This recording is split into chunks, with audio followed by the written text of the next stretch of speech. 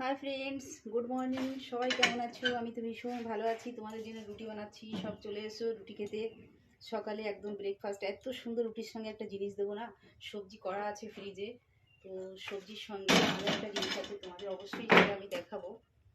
তো রুটিটা আমি এরকমই করতে পারি, এর থেকে সুন্দর করতে পারি না। দেখো, তো এই রুটির সঙ্গে আমি কি, দেখো আমি জানি না যে গুড়ের দাম কত কী, তা এই গুড়টা রেখেছিলাম। তো হাজব্যান্ড এসে বলছে এত টাকা নিয়েছে, 300 টাকা করে কিলো নিয়েছে। আমি 500 গ্রাম রেখেছিলাম।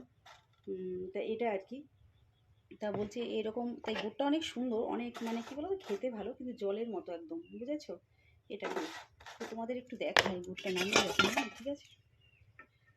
এই দেখো, দেখেছো? এই গুড়টা রেখেছিলাম।